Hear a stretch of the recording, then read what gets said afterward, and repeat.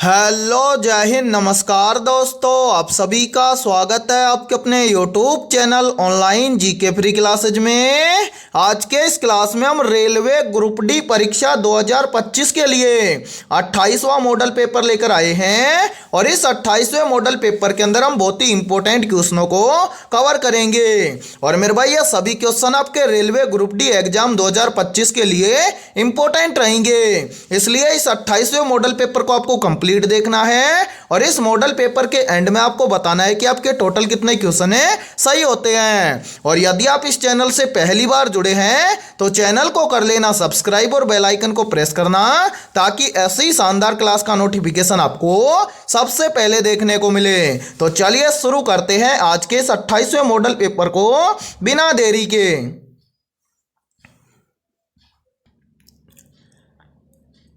पहला प्रश्न है आप सभी के सामने, एक ही पासे की दो स्थितियां दर्शाई गई हैं। दिए गए पासे में अंक 4 के विपरीत सतह पर कौन सा अंक होगा। यानी कि यह पहला प्रश्न आप सभी के सामने डाइस से संबंधित प्रश्न दिया गया है और आपसे पूछा गया है कि 4 के विपरीत सतह पर कौन सा अंक होगा। तो मेरे भाई इस टाइप के प्रश्न को आप एग्जाम में देखते ही मात्र 2 से 3 सेकंड में फटाफट से कैसे सोल्व करेंगे, तो वो देखिए आपको करना क्या है। सबसे पहले तो यहां पर ध्यान से देखिए मेरे भाई आपके सामने कितने डाइस दिए गए हैं, 2 डाइस। देखिए यहां पर ये है पहला डाइस और ये है दूसरा डाइस। तो हमें क्या करना है, इन दोनों डाइस के अंदर सबसे पहले देखना है कॉमन संख्या। कैसे देखेंगे, तो यहां पर देखिए मेरे भाई जैसे पहले डाइस के अंदर ध्यान से देखिए 5 और 2 क्या है, कॉमन संख्या है। इसी प्रकार से दूसरे डाइस के अंदर देखिए यहां पर देखिए मेरे भाई 5 और 2 क्या है, कॉमन संख्या है। अब इन सभी के अलावा यानी कि कॉमन संख्या के अलावा जो संख्या बच गई वो एक दूसरे के क्या है, विपरीत है। जैसे यहां पर देखिए मेरे भाई यहां पर संख्या है 3, तो 3 के विपरीत क्या है, 4 है। और मेरे भाई 4 के विपरीत क्या है, 3 है। अब हमसे क्या पूछा गया है, हमसे पूछा गया है कि संख्या 4 के विपरीत सतह पर कौन सा अंक या कौन सी संख्या होगी। तो मेरे भाई 4 के विपरीत कौन सी संख्या होगी, तो 4 के विपरीत संख्या होगी 3। या फिर हम बोल सकते हैं कि अंक 4 के विपरीत सतह पर अंक होगा 3। अब हमें देखना है कि संख्या 3 या अंक 3 किसी ऑप्शन में है, तो हां सर 3 हमें दिया गया है ऑप्शन ए के अंदर। तो पहले प्रश्न के अंदर ऑप्शन ए हो जाएगा सभी का करेक्ट आंसर। तो उम्मीद करता हूं कि पहला प्रश्न आपको अच्छे से क्लियर हो गया होगा और जब भी इस टाइप का प्रश्न आपको एग्जाम में दिया जाएगा तो आप फटाफट से सोल्व कर लेंगे। ठीक है, तो चलिए फिर अगला प्रश्न देखते हैं। दूसरा प्रश्न है आप सभी के सामने, एक ही पासे की 2 स्थितियां दर्शाई गई हैं। दिए गए पासे में अंक 5 के विपरीत सतह पर कौन सा अंक होगा। यानी कि दूसरा प्रश्न भी आप सभी के सामने डाइस से संबंधित प्रश्न दिया गया है और आपसे पूछा गया है कि अंक 5 के विपरीत सतह पर कौन सा अंक होगा। तो इस टाइप के प्रश्न को आप एग्जाम में देखते हैं फटाफट से कैसे सोल्व करेंगे, तो वो देखिए सबसे पहले आपको क्या करना है, आपके सामने डाइस दिए गए हैं 2, ये है पहला डाइस और ये है दूसरा डाइस। तो सबसे पहले हम क्या करेंगे, दोनों डाइस के अंदर देखेंगे कॉमन संख्या। लेकिन मेरे भाई ध्यान से देखिए ये है पहला डाइस और ये है दूसरा डाइस। इन दोनों डाइस के अंदर हमें कॉमन संख्या देखने को नहीं मिल रही है। तो इस टाइप के प्रश्न को हम एग्जाम में सोल्व कैसे करेंगे फटाफट से, तो वो देखिए आपको ज्यादा कुछ नहीं करना। यहां पर आपको करना क्या है, देखिए यदि कॉमन संख्या ना मिले तो करना क्या है, देखिए ऊपर कितना है 2, तो मेरे भाई 2 के साथ में विपरीत हो जाएगा कौन सा, 3। यानी कि 2 ऊपर है और ऊपर कितना है 3, तो 2 के विपरीत हो जाएगा 3। इसी प्रकार से यहां पर देखिए जैसे यहां पर बगल के अंदर कितना है 4, ठीक है, तो 4 के विपरीत ये बगल की संख्या हो जाएगी विपरीत 5, ठीक है। इसी प्रकार से यहां पर देखिए यहां पर है संख्या 1, तो 1 के विपरीत हो जाएगा 6। हमसे पूछा गया है 5 के विपरीत, तो मेरे भाई यहां पर ध्यान से देखिए 5 के विपरीत हो जाएगा कौन सा, 4, ठीक है। यानी कि 5 के विपरीत संख्या हो जाएगी 4। अब हमें देखना है कि 4 किसी ऑप्शन में है, तो हाँ सर 4 हमें दिया गया है ऑप्शन बी के अंदर है। तो दूसरे प्रश्न के अंदर ऑप्शन बी हो जाएगा सभी का करेक्ट आंसर है। तो उम्मीद करता हूं कि दूसरा प्रश्न भी आपको अच्छे से क्लियर हो गया होगा और जब भी आप एग्जाम में डाइस से संबंधित प्रश्न को देखोगे तो आप फटाफट से सोल्व कर लोगे। ठीक है, तो चलिए फिर अगला प्रश्न देखते हैं। तीसरा प्रश्न है आप सभी के सामने। नीचे दिए गए प्रश्न में प्रश्नवाचक चिन्ह के स्थान पर आने वाली संबंधित संख्या को ज्ञात करें। यानी कि तीसरा प्रश्न आप सभी के सामने नंबर एनालॉजी से संबंधित प्रश्न दिया गया है और आपसे पूछा गया है कि इस प्रश्नवाचक चिन्ह के स्थान पर कौन सी संख्या आएगी। तो मेरे भाई इस टाइप के प्रश्न को आप एग्जाम में मात्र 2 से 3 सेकंड में फटाफट से कैसे सोल्व करेंगे, तो वो देखिए इस टाइप के प्रश्न के लिए बहुत ही शानदार ट्रिक है और यदि ये ट्रिक आपको याद है तो इस टाइप के प्रश्न को आप एग्जाम में देखते ही मात्र 2 से 3 सेकंड में सोल्व करोगे। कैसे, तो वो देखिए यहां पर देखिए मेरे भाई, जब भी आपको एग्जाम में नंबर एनालॉजी से संबंधित प्रश्न दिया जाए तो आपको क्या करना है, सबसे पहले आपको यहां पर देखना है कि 738 से यहां पर 837 कैसे लिखा गया है। यानी कि जिस प्रकार से 738 से यहां पर 837 लिखा गया है, सेम इसी प्रकार से हम यहां पर बताएंगे कि 849 से इस प्रश्न चिन्ह के स्थान पर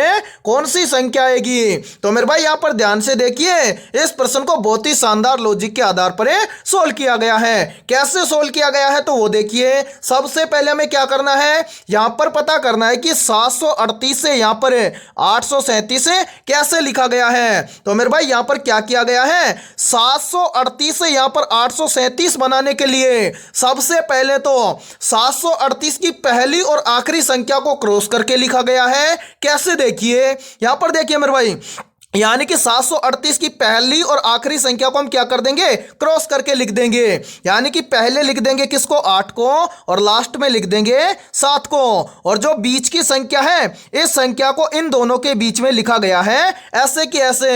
यानी कि यहां पर बन गया 837। और मेरे भाई ध्यान से देखिए 837 यहां पर आप सभी के सामने दिया गया है। तो मैं उम्मीद करता हूं कि यहां पर आसानी से बता दोगे कि 849 से इस प्रश्न चिन्ह के स्थान पर कौन सी संख्या आएगी। तो करेंगे क्या, प्रश्न चिन्ह की वैल्यू निकालने के लिए जो 849 दिया गया है इसकी पहली और आखिरी संख्या को हम क्या कर देंगे, क्रॉस करके लिख देंगे, और जो बीच की संख्या है ऐसे कैसे उन दोनों के बीच में लिख देंगे। मेरे भाई यहां पर देखिए सबसे पहले 849 की पहली और आखिरी संख्या को तो क्या कर देंगे, क्रॉस कर देंगे, और बीच की संख्या को ऐसे कि ऐसे इन दोनों के बीच में लिख देंगे। तो यहां पर देखिए पहले आ जाएगा 9, लास्ट के अंदर आ जाएगा 8 और बीच के अंदर आ जाएगा 4। यानी कि इस प्रश्न चिन्ह के स्थान पर संख्या भरी जाएगी 948। अब हमें देखना है कि संख्या 948 किसी ऑप्शन में है, तो हां सर 948 हमें दिया गया है ऑप्शन ए के अंदर। तो तीसरे प्रश्न के अंदर ऑप्शन ए हो जाएगा सभी का करेक्ट आंसर। तो उम्मीद करता हूं कि तीसरा प्रश्न आपको अच्छे से क्लियर हो गया होगा, और जब भी इस टाइप का प्रश्न आपको एग्जाम में दिया जाएगा तो आप फटाफट से सोल्व कर लेंगे, ठीक है। और मेरे भाई यहां पर देखिए आप सभी के लिए बहुत ही इंपॉर्टेंट सूचना है, यदि आप पहली बार में रेलवे ग्रुप डी एग्जाम 2025 को क्रैक करना चाहते हैं तो हमने आपके रेलवे ग्रुप डी एग्जाम 2025 के लिए GK, GS, mathematics, science, current affairs और रीजनिंग के लगभग 21,000 प्लस मोस्ट इंपोर्टेंट क्वेश्चनों का पीडीएफ सेट तैयार किया है। यदि आप ये 21,000 प्लस क्वेश्चनों का पीडीएफ सेट लेना चाहते हैं तो आप हमारे इस व्हाट्सएप नंबर पर कांटेक्ट करके ले सकते हैं। और इस पीडीएफ सेट की प्राइस हमने रखी है मात्र और मात्र 51 रुपए। यानी कि 51 रुपए की फीस के अंदर आपको 21,000 प्लस मोस्ट इंपोर्टेंट क्वेश्चनों का पीडीएफ सेट दिया जाएगा। और मेरे भाई मैं आपको ये गारंटी देता हूं, यदि आप रेलवे ग्रुप डी एग्जाम 2025 से पहले यदि 21,000 प्लस क्वेश्चनों को अच्छे से तैयार कर लेते हो तो आप पहली बार के अंदर रेलवे ग्रुप डी एग्जाम को क्रैक कर जाओगे। तो जल्दी से जाइए और इस व्हाट्सएप नंबर पर कॉन्टैक्ट करके इस पीडीएफ सेट को ले लीजिए और एग्जाम से पहले अपनी तैयारी को मजबूत बना लीजिए, ठीक है। तो चलिए फिर अगला प्रश्न देखते हैं।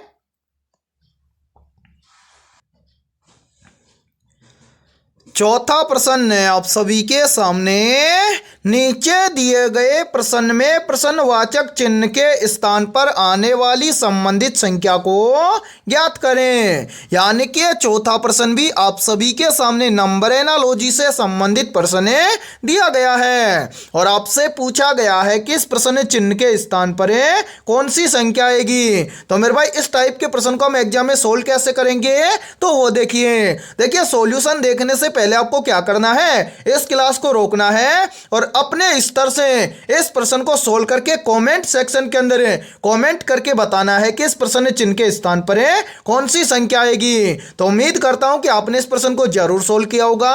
तो आइए देखते हैं कि आपका आंसर क्या आया है। तो मेरे भाई इस टाइप के प्रश्न को आप एग्जाम में सोल्व कैसे करेंगे, तो वो देखिए आपको जब भी एग्जाम के अंदर नंबर एनालॉजी से संबंधित प्रश्न दिया जाए तो आपको क्या करना है, सबसे पहले आपको यहां पर देखना है कि 948 से यहां पर 849 कैसे लिखा गया है। यानी कि जिस प्रकार से यहां पर 948 से यहां पर 849 लिखा गया है, सेम इसी प्रकार से हम यहां पर बताएंगे कि 785 से इस प्रश्न चिन्ह के स्थान पर कौन सी संख्या आएगी। तो मेरे भाई यहां पर ध्यान से देखिए इस प्रश्न को किस लॉजिक के आधार पर सोल्व किया गया है। तो यहां पर देखिए मेरे भाई, यानी कि 948 से यहां पर 849 लिखा गया है। कैसे, तो यहां पर भी क्या किया गया है, सबसे पहले 948 की पहली और आखिरी संख्या को तो क्रॉस करके लिखा गया है और बीच की संख्या को ऐसे कैसे बीच में लिखा गया है। तो मेरे भाई ध्यान से देखिए, यहां पर देखिए 948 की पहली और आखिरी संख्या को तो हम क्या कर देंगे, क्रॉस करके लिखेंगे और बीच वाली संख्या को ऐसे कैसे इन दोनों के बीच में लिख देंगे। तो यहां पर देखिए 948 में पहले आ जाएगा 8, ठीक है, लास्ट में चला जाएगा 9 और 4 आ जाएगा इन दोनों के बीच में ऐसे कैसे। यानी कि यहां पर देखिए 849 हमारे सामने आ गया और यहां पर हमारे सामने दिया भी गया है 849। यानी कि यहां पर आपको पता चल गया कि 948 से यहां पर 849 कैसे लिखा गया है। तो मैं उम्मीद करता हूं कि आप यहां पर बता दोगे कि 785 से इस प्रश्न चिन्ह के स्थान पर कौन सी संख्या आएगी। तो मेरे भाई सोल्व कैसे करेंगे, तो जिस प्रकार से 948 की पहली और आखिरी संख्या को क्रॉस करके लिखा गया था और बीच की संख्या को ऐसे कैसे उन दोनों के बीच में लिखा गया था, सेम उसी प्रकार से हम क्या करेंगे, 775 की पहली और आखिरी संख्या को तो क्रॉस करके लिखेंगे और जो बीच की संख्या है ऐसे की ऐसे उन दोनों के बीच में लिख देंगे। यानी कि मेरे भाई देखिए 785 की पहली संख्या और आखिरी संख्या को क्या कर देंगे, क्रॉस कर देंगे और बीच की संख्या को ऐसे की ऐसे इन दोनों के बीच में लिख देंगे। तो यहां पर देखिए पहले आ जाएगा मेरे भाई 5, लास्ट में चला जाएगा 7 और इन दोनों के बीच में आ जाएगा 8।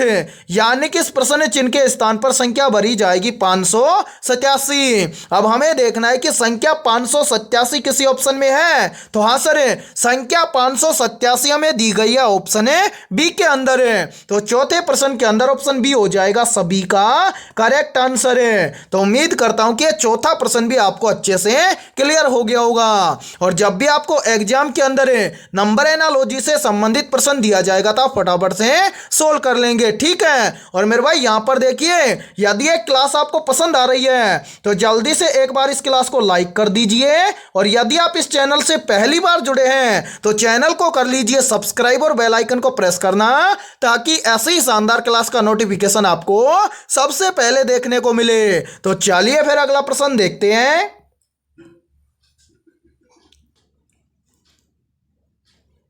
पांचवा प्रश्न है आप सभी के सामने, यदि r गुणा b बराबर 36 लिखा जाता है और k गुणा c बराबर 33 लिखा जाता है तो h गुणा e बराबर क्या लिखा जाएगा। मेरे भाई बहुत ही इंपॉर्टेंट प्रश्न दिया गया है और इस टाइप के प्रश्न आपके रेलवे ग्रुप डी के अंदर लगभग 2 से 3 पूछे जाते हैं। तो इस टाइप के प्रश्न को आप एग्जाम में देखते ही मात्र 2 से 3 सेकंड में फटाफट से सोल्व कैसे करेंगे, तो वो देखिए जब भी आपको एग्जाम के अंदर इस टाइप का प्रश्न दिया जाए तो आपको क्या करना है, सबसे पहले तो आपको यहां पर पता करना है कि यहां पर r गुणा b बराबर यहां पर 36 कैसे लिखा गया है। फिर इसी प्रकार से आपको यहां पर देखना है कि k गुणा c बराबर यहां पर 33 कैसे लिखा गया है। फिर सेम इसी प्रकार से हम आपको यहां पर बताएंगे कि h गुणा e बराबर क्या लिखा जाएगा। तो मेरे भाई यहां पर थोड़ा सा ध्यान से देखिए,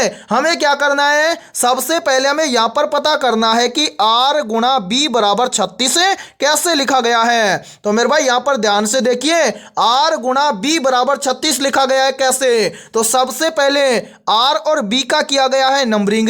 तो मेरे भाई ध्यान से देखिए, आर आता है अल्फाबेट लेटर के अंदर 18 नंबर पर है और बी आता है मेरे भाई 2 नंबर पर है। अब यहां पर देखिए इन दोनों को यहां पर किया गया है गुणा, तो 18 दुआ कितना हो जाएगा? तो मेरे भाई 18 दुआ हो जाएगा 36 है। और ध्यान से देखिए 36 यहां पर आप सभी के सामने दिया गया है। अब इसी प्रकार से हम क्या करेंगे, यहां पर देखते हैं कि k गुणा सी बराबर 33 इसी प्रकार से लिखा गया है। क्या तो करेंगे, क्या सबसे पहले तो k और c का करेंगे नंबरिंग। तो देखिए मेरे भाई के का नंबर होता है 11, ठीक है, सी का नंबर होता है 3। अब क्या करेंगे, इन दोनों को कर देंगे आपस में गुणा, तो 11 तिये कितना हो जाएगा? तो 11 तिये हो जाएगा 33। और ध्यान से देखिए 33 यहां पर आप सभी के सामने दिया गया है, ठीक है। अब इसी प्रकार से आप यहां पर बता दोगे कि यहां पर h गुणा ई बराबर है क्या लिखा जाएगा। तो मेरे भाई यहां पर हमें क्या करना है, h गुणा ई बराबर क्या लिखा जाएगा ये हमसे पूछा गया है। तो करेंगे क्या, सबसे पहले तो h और e का करेंगे नंबरिंग। तो देखिए H आता है अल्फाबेट लेटर के अंदर 8 नंबर पर है और मेरे भाई E आता है अल्फाबेट लेटर के अंदर 5 नंबर पर है। अब क्या करेंगे, इन दोनों को यहां पर कर देंगे गुणा, तो मेरे भाई 8 पंजे हो जाएगा 40, यानी कि H गुणा E बराबर लिखा जाएगा 40। अब हमें देखना है कि 40 किसी ऑप्शन में है, तो हाँ सर 40 हमें दिया गया है ऑप्शन बी के अंदर है। तो पांचवें प्रश्न के अंदर ऑप्शन बी हो जाएगा सभी का करेक्ट आंसर है। तो उम्मीद करता हूं कि पांचवा प्रश्न भी आपको अच्छे से क्लियर हो गया होगा। और जब भी आपको इस टाइप का प्रश्न एग्जाम में दिया जाएगा तो आप फटाफट से सोल्व कर लेंगे, ठीक है। तो चलिए फिर अगला प्रश्न देखते हैं। छठा प्रश्न है आप सभी के सामने, महात्मा गांधी ने भारत में सत्याग्रह आंदोलन की शुरुआत कहां से की थी? मोस्ट इंपोर्टेंट प्रश्न है ये। ऑप्शन ए है चंपारण से, ऑप्शन बी है खेड़ा से, ऑप्शन सी है अहमदाबाद से और ऑप्शन डी है बंबई से। तो जल्दी से बताइए इन चारों में से करेक्ट आंसर है क्या होगा। आपसे पूछा गया है कि महात्मा गांधी ने भारत में सत्याग्रह आंदोलन की शुरुआत कहां से की थी। तो यहां पर देखिए इन चारों में से करेक्ट आंसर हो जाएगा सभी का ऑप्शन है ए, यानी कि महात्मा गांधी ने भारत में सत्याग्रह आंदोलन की शुरुआत की थी चंपारण से। तो करेक्ट आंसर हो जाएगा छठे के अंदर सभी का ऑप्शन है ए। तो चलिए फिर अगला प्रश्न देखते हैं। सातवां प्रश्न है आप सभी के सामने, भारतीय संविधान का कौन सा अनुच्छेद समानता का अधिकार प्रदान करता है? मोस्ट इंपोर्टेंट प्रश्न है ये। तो जल्दी से बताइए इन चारों में से करेक्ट आंसर है क्या होगा। आपसे पूछा गया है कि भारतीय संविधान का कौन सा अनुच्छेद समानता का अधिकार प्रदान करता है। तो यहां पर देखिए इन चारों में से करेक्ट आंसर हो जाएगा सभी का ऑप्शन है ए, यानी कि भारतीय संविधान का अनुच्छेद 14 हमें समानता का अधिकार प्रदान करता है। तो सातवें प्रश्न के अंदर करेक्ट आंसर हो जाएगा सभी का ऑप्शन है ए। और मेरे भाई यहां पर देखिए यदि ये क्लास आपको पसंद आ रही है तो जल्दी से एक बार इस क्लास को लाइक कर दीजिए और यदि आप इस चैनल से पहली बार जुड़े हैं तो चैनल को कर लीजिए सब्सक्राइब और बेल आइकन को प्रेस करना, ताकि ऐसी शानदार क्लास का नोटिफिकेशन आपको सबसे पहले देखने को मिले, ठीक है। तो चलिए फिर अगला प्रश्न देखते हैं।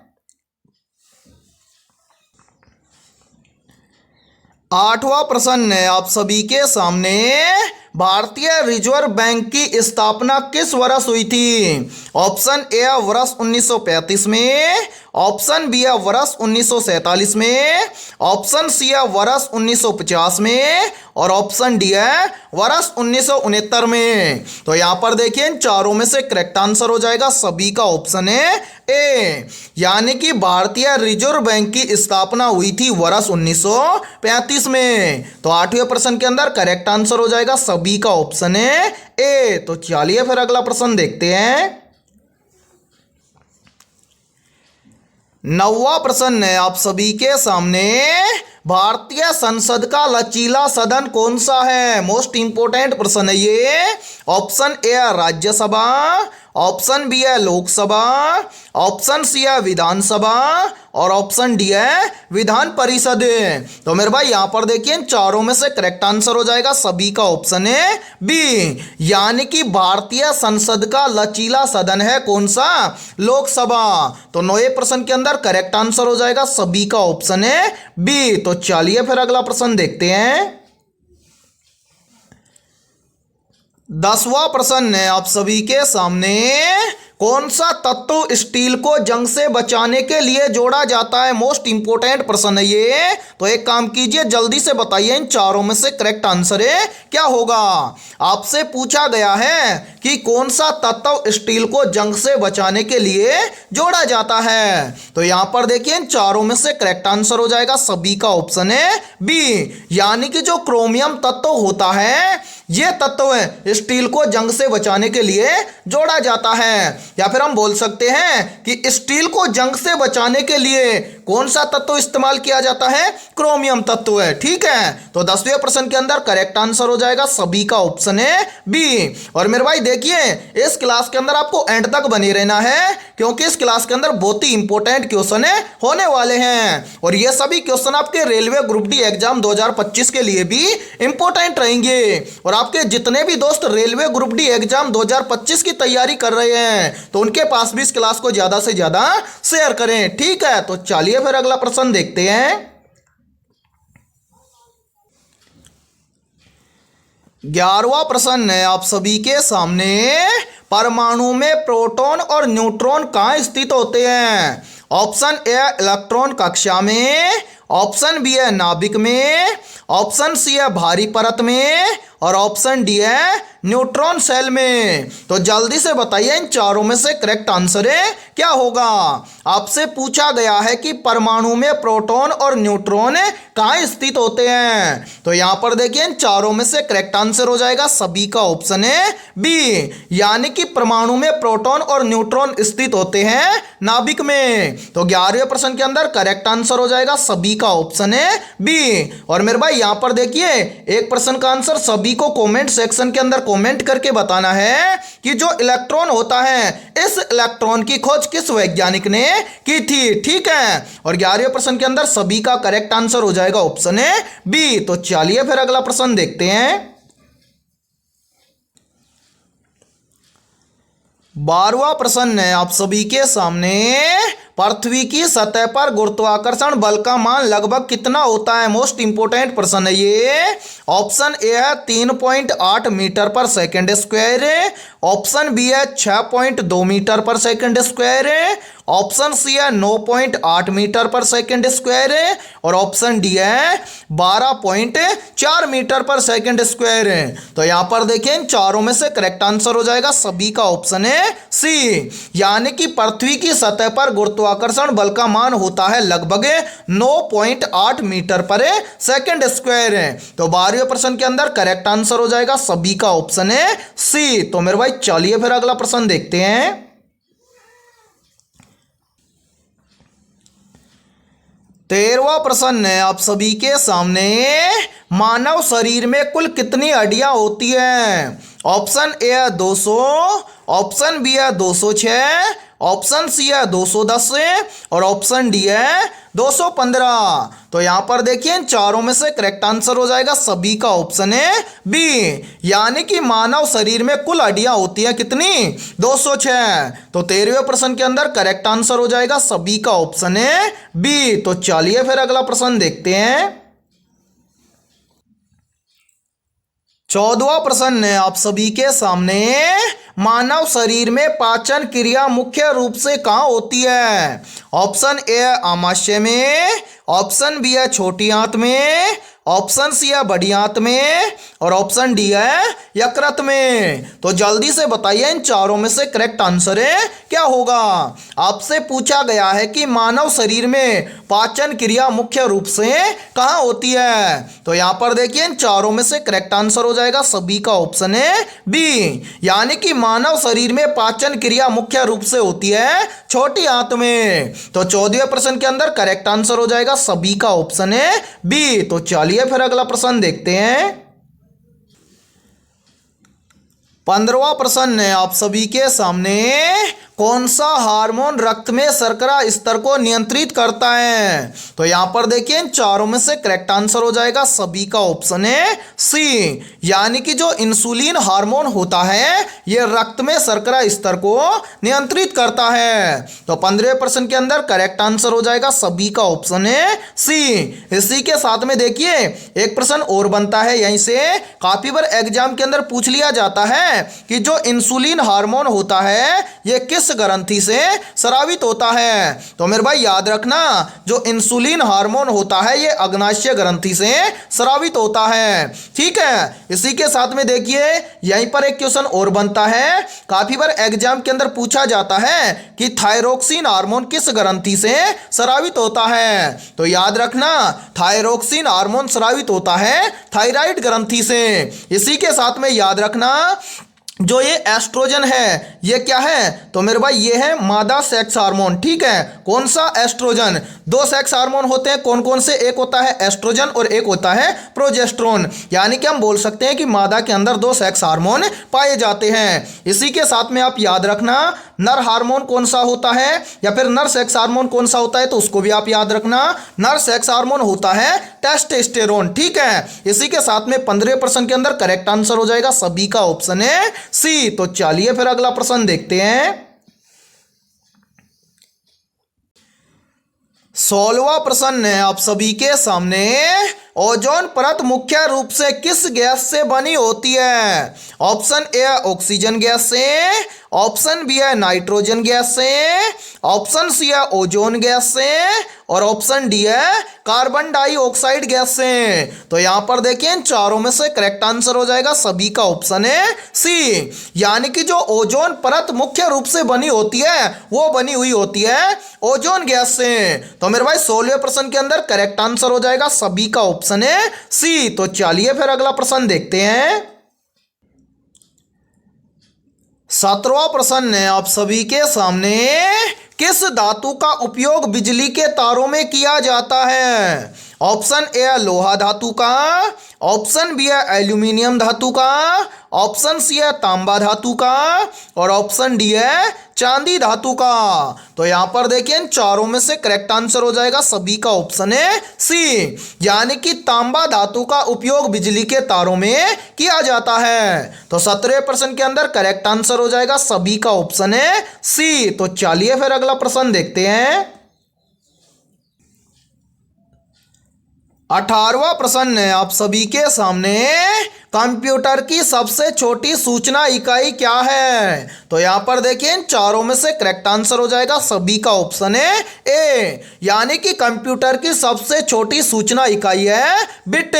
तो 18वें प्रश्न के अंदर करेक्ट आंसर हो जाएगा सभी का ऑप्शन है ए। और मेरे भाई यहां पर देखिए आप सभी के लिए बहुत ही इंपॉर्टेंट सूचना है, यदि आप पहली बार में रेलवे ग्रुप डी एग्जाम 2025 को क्रैक करना चाहते हैं तो हमने आपके रेलवे ग्रुप डी एग्जाम 2025 के लिए ऑल सब्जेक्ट के ऊपर टॉपिक वाइज लगभग 21,000 प्लस मोस्ट इंपोर्टेंट क्वेश्चनों का पीडीएफ सेट तैयार किया है। यदि आप ये 21,000 प्लस मोस्ट इंपोर्टेंट क्वेश्चनों का पीडीएफ सेट लेना चाहते हैं तो आप हमारे इस व्हाट्सएप नंबर पर कॉन्टैक्ट करके ले सकते हैं। व्हाट्सएप नंबर है 7374826893। ये हमारा व्हाट्सअप नंबर है। इस व्हाट्सअप नंबर पर आप कांटेक्ट करके इस 21,000 प्लस क्वेश्चनों के पीडीएफ सेट को ले सकते हैं। और मेरे भाई इस 21,000 प्लस क्वेश्चनों के पीडीएफ सेट की प्राइस हमने रखी है मात्र और मात्र 51 रुपए,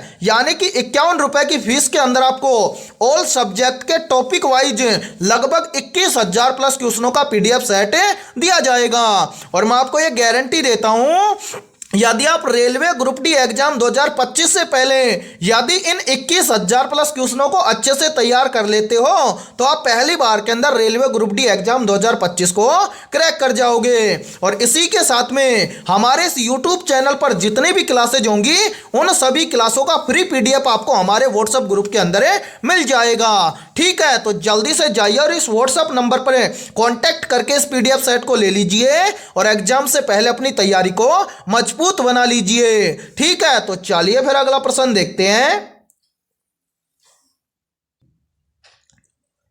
19वां प्रश्न है आप सभी के सामने, सौर मंडल का लाल ग्रह किसे कहा जाता है? या फिर देखिए इसी प्रश्न को एग्जाम में ऐसे भी बोल दिया जाता है कि लाल ग्रह के नाम से किस ग्रह को जाना जाता है। तो यहां पर देखिए इन चारों में से करेक्ट आंसर हो जाएगा सभी का ऑप्शन है बी, यानी कि सौर मंडल का लाल ग्रह कहा जाता है मंगल ग्रह को। तो 19वें प्रश्न के अंदर करेक्ट आंसर हो जाएगा सभी का ऑप्शन है बी। ठीक है, तो चलिए फिर अगला प्रश्न देखते हैं।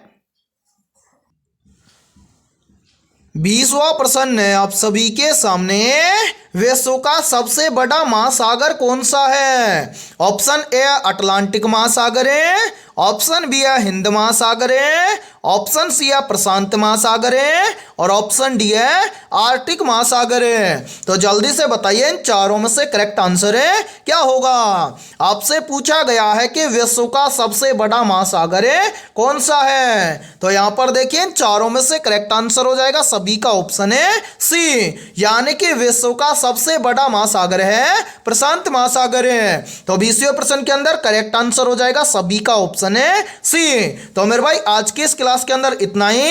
यदि ये क्लास आपको पसंद आई है तो जल्दी से एक बार इस क्लास को लाइक कर दीजिए और यदि आप इस चैनल से पहली बार जुड़े हैं तो चैनल को कर लीजिए सब्सक्राइब और बेल आइकन को प्रेस करना, ताकि ऐसी शानदार क्लास का नोटिफिकेशन आपको सबसे पहले देखने को मिले। और आज की इस क्लास के अंदर हमने 20 बहुत ही इंपॉर्टेंट क्वेश्चन करवाए हैं। तो इन 20 में से आपके कितने क्वेश्चन सही हुए हैं सभी को कमेंट सेक्शन के अंदर कमेंट करके बताना है। ठीक है, तो फिर मिलते हैं ऐसे बेहतरीन क्वेश्चनों के साथ सुबह 7 बजे।